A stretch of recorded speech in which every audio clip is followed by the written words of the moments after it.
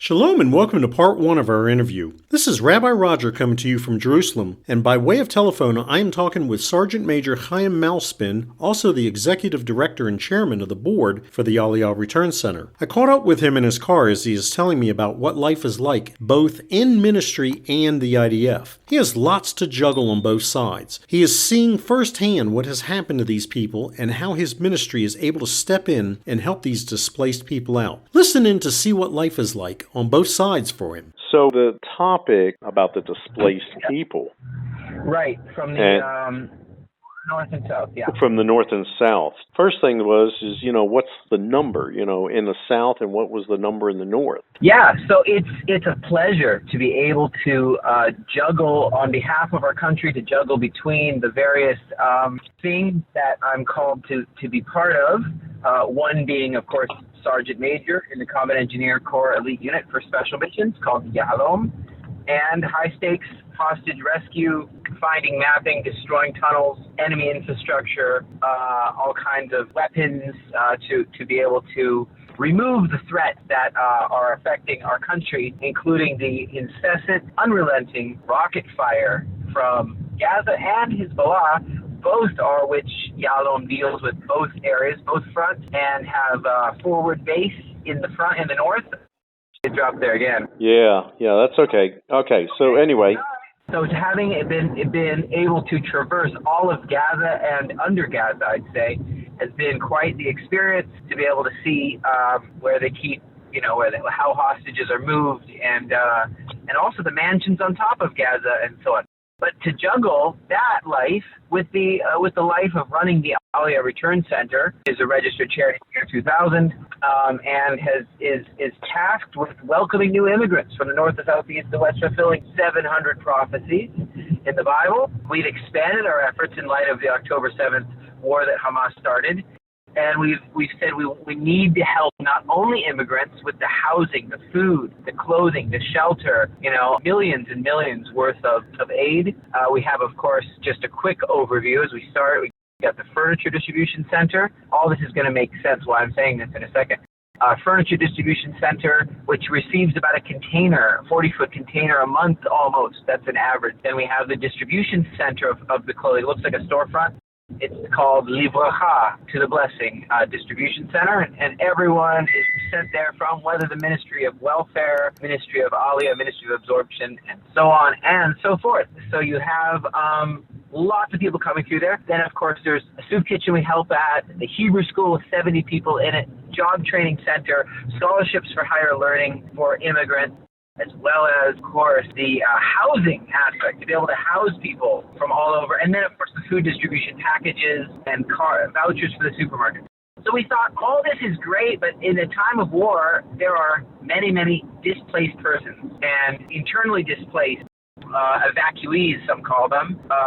And so we said, we got to expand and help them as well. Even though that's not our main thing, let's go and turn the ship, turn the Titanic, but Titanic's a bad connotation, but turn the ship to also help evacuees and supply the tactical equipment for those who lack tactical equipment on the front line, of which there's surprisingly high amounts of that as well. You'd think so much on defense, you'd be able to handle all that, but it's actually not the case, as you might know. So that's what we've been able to do, and to channel all that aforementioned aid to the evacuees. Now, you know that it's not just Gaza. We'll get to Gaza in a second, but in the north, which is maybe less talked about, there is 1.5 million people who live in the cities of Kiryat Shmona, and over 1.5 million, and Metula, and all those are the main ones, but many other cities. Those cities have seen the 2006 war, and they know what it is. They've seen the precision rocket with a smart head on the rocket, unlike Hamas, which doesn't have a smart head like a guided missile, guided with a pre-given video reel that it shows exactly where its target needs to hit, or it's actually driven with the joystick, someone into the whatever it is. Guided means guided. It's just a drone is all it is. No, there's like a giant drone, like a Predator style that America uses, Predator drone, but there's those, yes, but I'm saying there's also missiles, which are guided missiles. And those missiles could level, some of those can level a neighborhood Yeah. So it's really quite a scary reality that people don't know actually how scary it is, because the difference between Hamas, but they just shoot a mortar or shoot a whatever. If you're dealing with that versus a Fajr, because I'm from Yalom, you have like a Qassam missiles, you have like the Fajr 5 level missiles, you have guided missiles. And so some people were saying, well, you know what, Chaim? Not rocket science. I said, well, no, that's exactly what it is. You're giving science to people, rocket science. So they're getting knowledge of ways to target. Like, for example, just now, 2 days ago, the congregation called Kiryat Shmona congregation, the only one there, was blown up by a targeted strike. Why did they target a congregation? I don't know. But they targeted the balloon here at the Golani Junction. Our sensor balloon, which helps us to recognize the incoming missiles and use our response, whether it's the Iron Dome, the Arrow 3, or of course even the Iron Beam, the laser is starting to be implemented. We're trying to implement these things, but they took down our observation balloon. The Hezbollah took down the observation balloon. So that is really a targeted strike. That's actually very impressive, but very scary because that's right where my family is. So again, out of over 1.5 million, 70,000 people have had to flee their homes and have nowhere to stay. The government subsidizing hotels. Let's say, I'm just starting with the north. We're going to go to the south, and so they stay in certain hotels are getting a subsidy, which we're throwing money like we're printing money, like when America got off the gold standard and just started printing money. We're doing the same thing now, and there's a limit to that, and there's a great, could be a recession that's looming. It could be inflation. We become Venezuela. It's a scary reality. But I would just say this, that the hotels have been housing them, and now they told them till the end of the year. We're only now we're not anywhere near the end of the year right now. We're only in May. Well, in January, I talked with a manager over at the Ramada Hotel, and he told me, he said that they were slowly going to be starting releasing the people and putting them into apartments. Well, either way, because of the government has taken responsibility for these people, they're having to house them even in apartments. Whether they end up moving, whether they end up moving out of the hotels and into apartments, still they have to be subsidized by the government or paid for entirely because there's no jobs for the people. Their jobs have been blown up, and their restaurants and all that they've done is no longer existing, and that's another issue. It's an economic issue, which we could go into. Where is our GDP looking like? How soon could a recession happen? What I'm going to say is there's 70,000, give or take.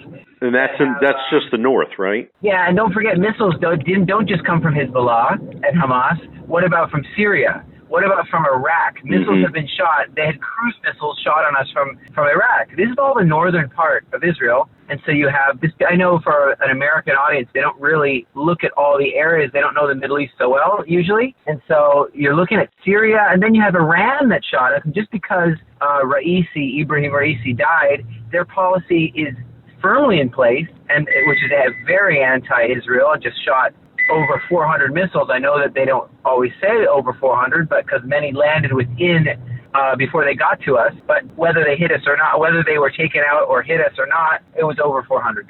And so that they could easily do that again. So you have these people, that 70,000 people that are here. Now our charity has jumped into action, Aliyah Return Center, to help them. So that's only through donations, of course, of people around the world who care and believe in the Bible /democracy /freedom and support, to support Israel and stand in the gap. And so what they need are basic things. I've been able to, for now, 8 months, to when I'm out of the front lines in the actual army, then I get to meet them, and they need basic things like food, clothing, shelter, games. They want games for their kids. Their kids are going bonkers in four walls with nothing to do really, and the parents are busy trying to think what they do, so they're off running around trying to look for their rights. What rights can I get? What money can I get? That's what they're kind of busy doing, filling out paperwork, and their kids are just sitting there, not going to school, not going to. Now, of course, some of them have been put into the schools here, and I'll meet them often when they're at trying to get their packages of mail at the post offices, and they're saying, I'm an evacuee. I haven't received any packages. I'm supposed to be getting some help from someone. And now, of course, there is right now supposed to be about 200,000 right now total 200,000 total displaced peoples right now. I said 70,000 is what I know from in the north. So you have 130,000 in the south, 130,000 in the south. These are round figures, so obviously could be more. That's a lot of people for a very small. What's the percentage? 200,000 over the whole. More than that, but and also again, don't forget strikes from Syria, strikes from Iraq, from Iran, and Hezbollah and Hamas. So the ones in the south, of course, I've spent a lot of time in the south now being not stationed. Elite units aren't stationed anywhere. That's but being in the south, serving in the south of Israel, I get to know these kibbutzes a lot better, which are empty. Of the citizens have not returned to the north, they have not returned to the south. You have soldiers all over the place, but you don't have the citizens there. Their houses are empty. Who's milking the cows? Who's I'm just trying to paint a picture here. Who's harvesting the crops, all the wheat, the barley? Who's there? The cows going to milk themselves? Who's picking the fruit off the clementinos, the oranges and the apples? The trees all the weeds are growing up. So we've been able to bring volunteers from around the world through our charity and try to help in different ways in the south, in the north, other than just giving them like games and food. Their biggest thing they like that we do, everyone likes this because it's pretty much straight money. It's $100. It's about $100 voucher that you can use at a bunch of different supermarkets. And so they have a list of supermarkets they can go to, and they get this voucher, and they're overjoyed. That's what they really want, because you don't exactly know what to pack for them in their package. We pack these packages for Holocaust survivors and for all these people. Yeah. And don't forget, these are people that are not quote-unquote charity cases. They're people with very good jobs in factories, which are now closed, and in stuff like that. And so it's very embarrassing for them to, they don't want to ask for money or anything. So it's quite embarrassing for them sometimes, and they don't always want to be filmed. But I know the more you film them, the more that they could get some stuff. So don't forget that these rockets. Now let's just say we're volunteering along with some wonderful friends to cook for them in the north, for people who are still in the north that haven't come to in the far north, and they still stay around there trying to stay around there. Missiles have hit and almost killed the volunteers. So that's not a big attraction to volunteer. But in certain areas, you can get actually in danger. There was a rocket blast from the Hezbollah, and it blew. It almost so I would say it's quite a... Now, we don't have people in tent cities and stuff. At the very beginning, it was a lot worse. But people were just everywhere. I mean, in tents, just staying on floors. You're right. It's gotten more organized now over time, like you just mentioned. People are integrated into schools a little bit. Not integrated, but they're stuck in a school. They're stuck in a place. We're housing people, on and on. I'd say overall, there's a great frustration. Sorry about the noise in the background, but there's a great frustration of people, and they want, including the mayors. You've probably seen it, the mayors of various northern cities.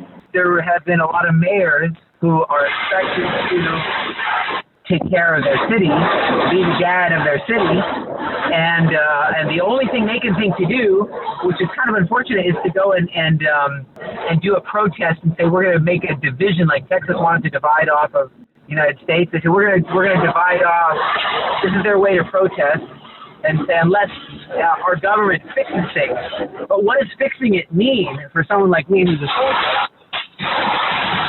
In the Combat Engineer Corps Elite, it means invading southern Lebanon and parachuting behind the Litani River. That's a huge tall order for some mayor to just say, they're not on the ground. In short, I'm not trying to throw them under the bus, but I'm just saying the approach of let's go protest the government and say, if you don't get our people to return back and immediately before completing Rafiah, declare war on Hezbollah terror group. So if you don't do that, then we're going to divide Israel in half to the northern kingdom and southern kingdom, which didn't work out.